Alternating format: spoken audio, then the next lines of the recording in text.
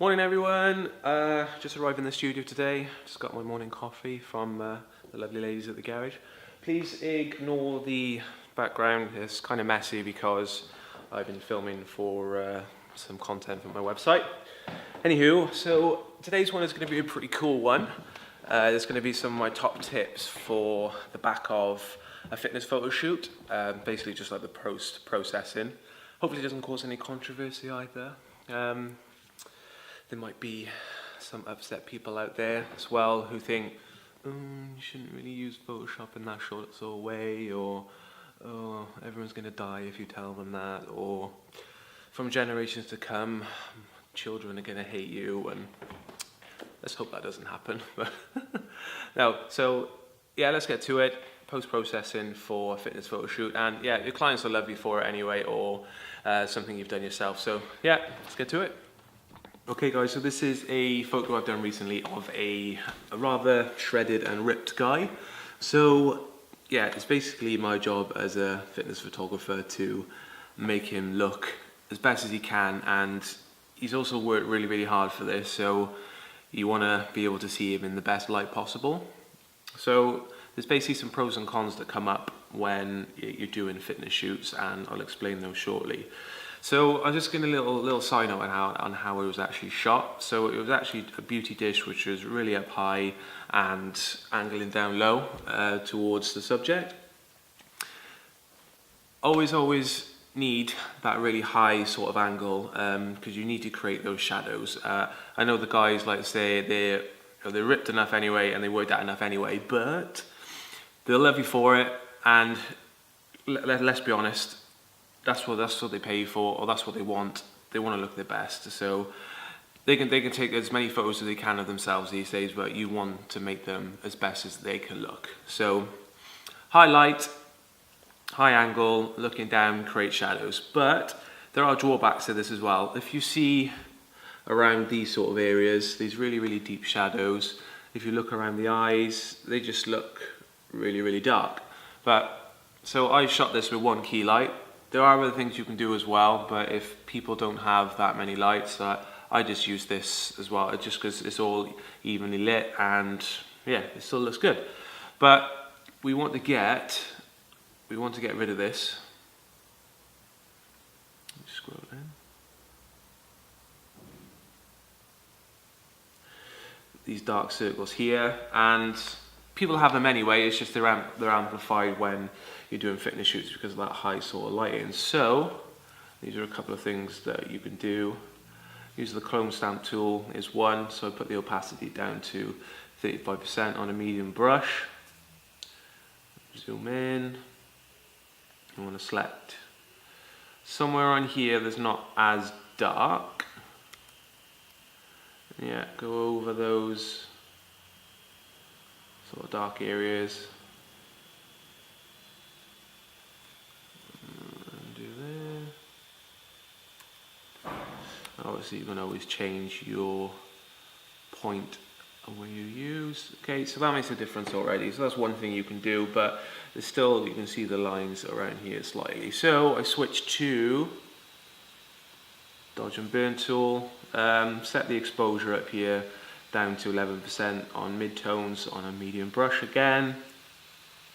So you want to be really careful with this. You want to take your time with it and just lighten up those edges. You don't want to do it too much, just because it's quite a destructive tool and it's just going to make things look weirdly coloured.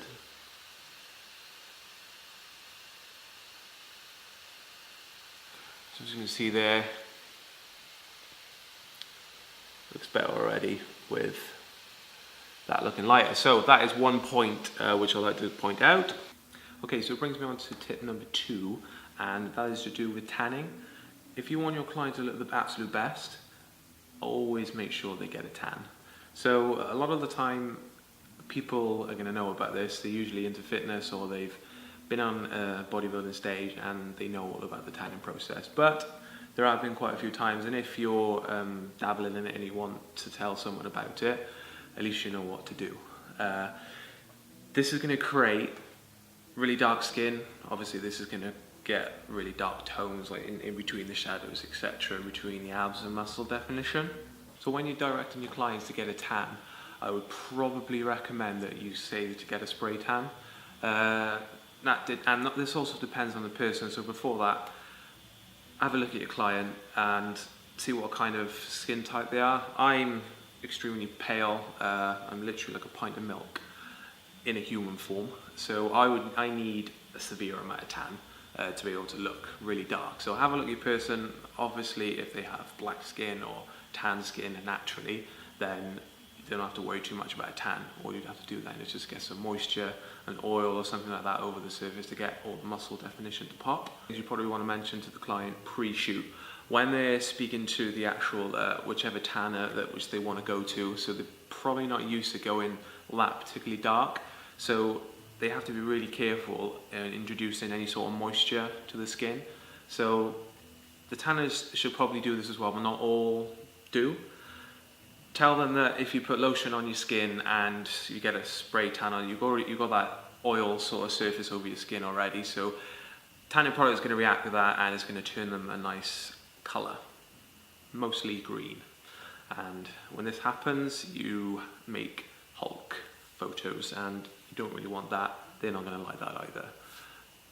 Also, in regards to moisture, raindrops, any wetness, it's just going to make it streak, and that is an absolute nightmare to solve in Photoshop, mostly like this. So as you can see here, the skin has gone extremely patchy, and this lady actually had competition the day before, so it's really hot under the stage light, so a little bit of sweating going on. But if they are at the competition, I've usually told them, this is if they have told me they've competed before, I've told them to, if you notice any imperfections in the tan as you come off, dab it down. So tanners would usually do this, so they dab it down, and it's like almost like you're spreading paint across, and that'll just spread it out evenly and it'll stop this from happening.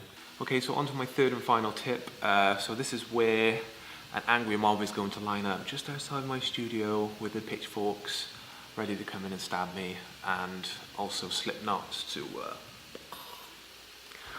I'm joking. Hopefully they're not going to do that. So have an open mind, your clients will love you for it. So if you're not used to fitness or bodybuilders and aesthetic bodybuilders, they kind of aim or thrive for a certain sort of body shape, and the general consensus is that X sort of frame.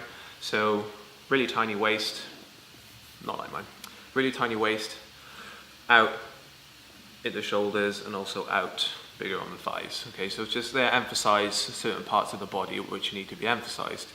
So you want to try and emphasize this as much as possible. And when you're doing photography, depending on what sort of lens you want to use or which angle you want to use, so I like to kind of crouch down quite a lot with mine. It creates, as you know, subjects look longer, and it creates that dramatic sort of look if you're looking upwards in an angle. So, but there are downsides of that, especially if you're a fitness photographer. Things that they don't want to look big are going to start looking big. For example, the waist, and it's going to put emphasis away from that X shape. Okay, so you can use this technique in certain ways than others, but I'm going to show you how I do it.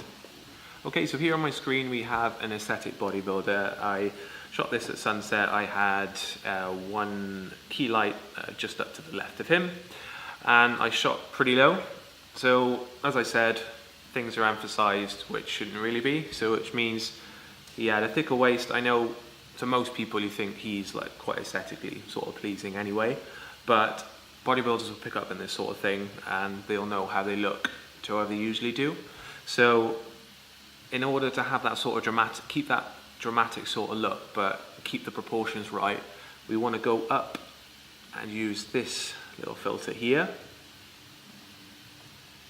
So when we're on to Liquify, I'm on the forward warp tool here, and so again, remembering the things I said, we want that thinner waist up into wider legs, wider shoulders, okay? Bodybuilders, clients will love you for it.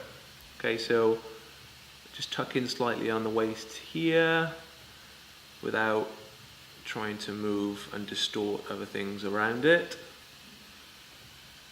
Okay, that's probably a little bit too much, but you get the point. And also keep aware of things behind them. You don't want things to look warped, because I always know on social media people always kill you and threaten to stab you if you do this sort of thing, and it's all fakery apparently. But in this sort of scenario, I like to keep that sort of dramatic sort of look, and by doing this you get back that X shape.